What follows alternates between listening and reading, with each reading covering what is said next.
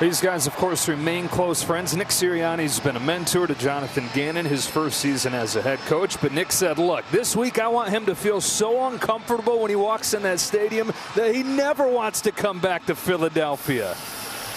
Eagles trying to make it back-to-back wins, and with a win today and with a win next week against the Giants, they would win the division. But lose either one of those two games, it swings things into the Cowboys' favor through various tiebreakers. So the Eagles just trying to take care of their own business and win back-to-back division titles, host a playoff game, and prove that that three-game losing streak was a long time ago and overblown. Kyler Murray and the Cardinals trying to pull the upset today, and Jonathan Gannon's return to Philadelphia. Cardinals won the toss, deferred to the second half, and so the Eagles will get the ball to begin. Coming off a productive game for the offense, Jalen Hurts cracked 300 yards for the first time in more than 2 months. Yeah, and we're still not happy, right? Look at those numbers from Jalen Hurts. You know, over 150 in the rushing department. So an offense that was really functioning well statistically, but there's just those key mistakes during critical times during the course of the game that keeps adding that angst for the Philly fan base of when is this team going to play to the level we saw them at earlier in the year and last season. Jalen Hurts with his 36th touchdown this season. An all-Alabama hookup right there as Hurts finds Julio Jones. His 36 touchdowns, an Eagles single-season record as Jalen Hurts in his 4th year has put his name all over the record books. Yeah, so great job by the Eagles in pursuit. You know, some of the areas you think you might be able to exploit with your skill set, defending it very well here at the end of the first quarter. 7-3 game, Birds against Birds to wrap up 2023.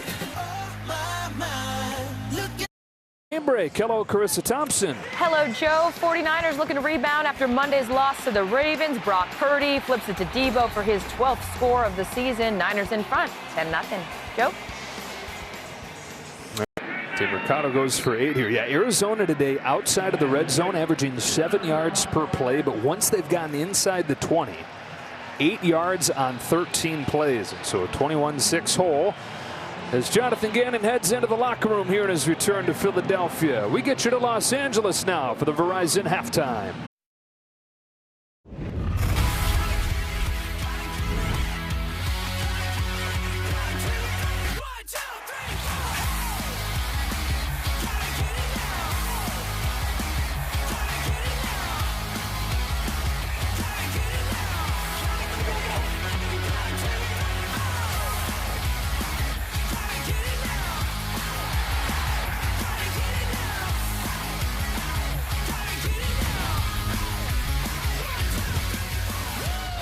Does today's game flow presented by Progressive as we get ready to start half number 2 here in Philadelphia. 21-6, Eagles in front, trying to make it back-to-back wins after the 3-game losing streak. And even though the Cardinals are outgaining them in this game, they've got the lead thanks to pretty good red zone defense, 99-yard pick six, and Julio Jones with a couple touchdowns. We welcome you back inside, and if you're the Cardinals, you got to be looking at this thinking about the missed opportunities, right? 3 trips inside the 25-yard line, 6 points to show for it. Yeah, and actually 7 points given up on the 90-yard or 99-yard pick six by Sidney Brown. So you're down 1 in that scenario. So coming into the game, they had to play nearly perfect. We talk about margin for error. This is one of those games where Arizona is going to have to be nearly perfect to pull this off. They did a lot of really good things in that first half. Moved the football, ran the football very, very well. But they just couldn't finish drives. And all of a sudden, here comes Philadelphia. Do we continue to talk about some of the issues? I think we have to, you know, but the great thing about Philadelphia today is, God, they've been opportunistic. If you've given them a chance to kind of dig themselves out of a tough spot, they've done it. And again, that's through kind of that tough part of the schedule where it was Kansas City and Dallas and Buffalo, and they found ways to win those games. This is some of that lesson learning that we're seeing here this afternoon. And outside of the 3-and-out on their first possession, their offense has been really good. They just haven't had the ball for very much. No, not at all. But when they've had it, they've been able to move it down the field. And really, you're checking boxes right now about things that you've struggled with and things that people are going to talk about. Well, why can't you be better here? And I think one of the big ones is that 2-minute situation at the end. That's an area where they've struggled.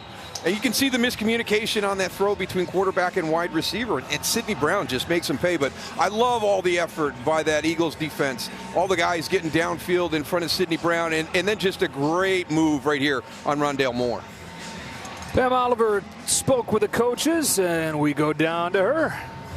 Pretty sure it is frowned upon, Joe, but Jonathan Gannon came over to me and started talking even before the half ended. He loves the energy and enthusiasm he's seeing from his team in terms of what they're doing well offensively. He said offensively our line is controlling the line of scrimmage. Our wide receivers are doing a good job, and James Conner is hot. 14 carries for 72 yards for Conner in the first half. Naturally, Gannon wants to see them get to the red zone more, but come away with touchdowns instead of field goals. Yep. Joe. Pam, as Darryl was saying, getting outscored once they move into the red zone. Getting outscored 7-6 when you factor in the pick six. Came a little bit outside the red zone, inside the 25. And that's been the difference in this game, because if you've got 180 yards of offense, like Jonathan Gannon said, take your pick. There are a lot of things to feel good about on offense, and you're going to send that group out there to begin this half.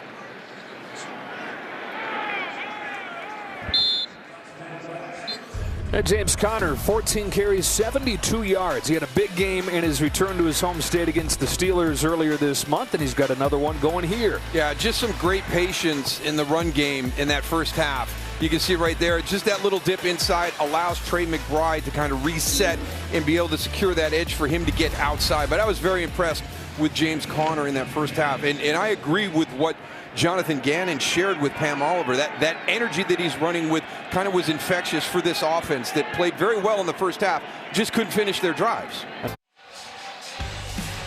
But Jonathan Gannon's last year as the coordinator last year, this was a dominant defense, helped lead them to a Super Bowl appearance, but not nearly as good this year, and massive drop-offs, especially defending the pass when it comes to takeaways. Now, they were historically good getting sacks last year, but from historically good to middle of the pack in the NFL this season. And they've been trending in the right direction the last couple games. We were talking about that, how since Matt Patricia took over, under 300 yards in both games, but boy, Arizona, which has struggled offensively, has 254 yards already, and just how that looked on that drive was easy. Yeah, but let's go back to those opponents. You know, over those last 2 weeks, it's the Giants and it's Seattle. And previous to that, you're talking about some of the better offenses in the league with Dallas and Kansas City and things like that. So I think you got to be careful there. I think the big thing here this afternoon is the run game, you know, for Arizona. They're just doing a great job, and that's an area that they're improved in from last season. They were tied for 16th. They're 8th this season, and a lot of it goes to the fact that they don't have that historic pass rush that they had last year, and teams feel a little bit more comfortable dropping back and throwing the football. Look at them. Let's get an update. Here's Carissa. Thank you, Joe. Eagles fans not going to like this one. Niners were already up 3, and from the 2-yard line, Elijah Mitchell takes this one in. Niners up by 10. Joe? Yeah, because it's crazy. As off as things seem for the Eagles, they're 11-4. They're trying to clinch a division. They're still in play for the 1 seed. If the 49ers were to lose a game, and they got to play the Rams next week, and the Eagles went out, they're right there in the conversation for the 1 seed, depending again on 9 billion different tie-breaking options based on how everybody else finishes. I mean, just look at that. If you know what the NFL has been trying to create with moving a lot of divisional games into the final month of the season and really getting that parity through free agency and everything. I mean, this is going to be an unbelievable final 2 weeks in the NFL.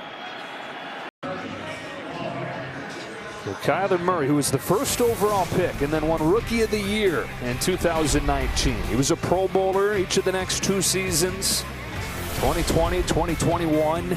That 21 team, they were 10-2 at one point, looked like maybe a sneaky Super Bowl favorite. Signs the big extension, and then in the first year of the new deal last year, he struggled. Even before the injury, Arizona was just 3-8 at the time of that injury. He gets injured week 10, misses the year. And back trying to prove that he is still the franchise quarterback. Week 17 continues later today on Fox, CBS, and NBC. Stream games live on your mobile device with NFL Plus. Here's that touchdown pass. Josh Sweat, an opportunity right there for the sack. Misses that. Kyler Murray resets. Great ad-lib by James Conner. And look at this finish. one-handed against Nick Morrow. But then you got to go for two, right? You got to go in. It's a two-point game. It's 21-19. And what I really love about that two-point play was you go back to Michael Wilson. I mean, the way that this game started with that 99-yard pick six, and Kyler Murray and Drew Petzing designing the play to go to him. I mean, look at Michael Wilson. He's the feature guy. That's who you're going to beat. It's all designed to go to him, working against Avonte Maddox. And the Eagles getting outscored in the third quarter 30-0 this week. Christmas Day, 15-0 Giants. Today, 15-0 Cardinals. Offense goes back to the field, and Josh Sweat, you see despondent that he couldn't finish off that sack, ends up in the touchdown. And so we're like broken records at this point. Eagles fans are so sick of hearing us talk about this, but it's these questions that linger. You know, there were minor concerns that turned alarming, but they just have not squashed them. I don't think it really depends on what we say, Joe. I just think you look at the faces of those defensive players that we just showed. That's more telling than anything we can say on air. All Arizona in that third quarter and tied at 21 as we go to the fourth. Now this New Year's Eve in Philadelphia, 11-4 Eagles, 3-12 Cardinals, all tied up. Eagles leaning on the ground game on this drive. Well, it's simple for the Eagles. If they win their last two games, they win the division. They take on the Giants next week, but you lose either one against the Cardinals today or against the Giants next week, and the Cowboys find themselves narrowly in the driver's seat because of several different tiebreaker layers, trying to become the first team in the East to win back-to-back titles in nearly 2 decades. NFL season finale is here. The race to the playoffs is on. Don't miss the final 2 action-packed game days of the regular season next Saturday on ESPN and ABC, and then on Sunday on CBS, here on Fox and NBC. The schedule is going to be announced tonight. Kyler Murray and this Cardinals offense perfect in the second half. I tell you. So they ended the losing streak last week, but we came into the game saying they still didn't answer a lot of the questions, maybe being too hard on them at that point. A win is a win, but it lingers into this week, and it's hard not to say the same thing. No, I think it's very fair. I think the biggest thing today is 209 yards rushing by Arizona. Yeah. You would have thought it was going to be 209 yards by Philadelphia. They've done everything you can do when you put the game plan together. We've got to come into Philadelphia. We've got to be able to possess the ball. The Cardinals do, and they've done a great job of that. Philadelphia has been opportunistic today. When they've had a chance to make plays, they've made them. When they've needed a drive, they've been able to put it together. But that's not who this team is. And if you listen to the comments from the players, they know that. They know that something's not right, but they just can't get it fixed. And it's gotten frustrating for everybody when you hear Devontae Smith and A.J. Brown and all these big-name players that are some of the leaders on this team, and they're frustrated. You understand when you watch the game why the fans are like, what's going on? Why are we struggling so much from week to week? Yeah, that's the big thing. It's not our questions that matter. It's not the fans' questions. It's the fact that there's a sense that internally there's a lack of full belief. Well, you saw the news earlier on Fox NFL Sunday. It's a win for fans and a win for football as the USFL and the XFL merger is official. The United Football League is going to begin play on March 30th, and we have just the guy right here to be able to take a victory lap on that. Pretty cool thing. Yeah, huh? it's awesome. Congrats. It really is. Yeah, I mean, you saw the announcement earlier today, and it's a league of opportunity, really, as you heard Dwayne Johnson talk about player 54, and that guy that doesn't make that 53, and giving him an opportunity to chase that dream. And really what we're doing is not just giving them the opportunity to get back to the NFL, because a lot of these guys get the opportunity to get back and have another chance. We want to make sure that we help them get back and stay in the NFL to get a 2, 3, 4-year career, because that can change the direction, the trajectory of a young man's life incredibly different had he not had that chance to go to the NFL. So that's what we all really get the excitement about. And we've got a number of guys. Brandon Aubrey is our main guy when you talk about guys coming out of that spring league and what he has done for the Dallas Cowboys. I think he's now 35 out of 35 with field goals. Here's Torch on the return. The Cardinals come to Philadelphia and knock off the Eagles. Jonathan Gannon in his return to Philly pulls off a massive upset.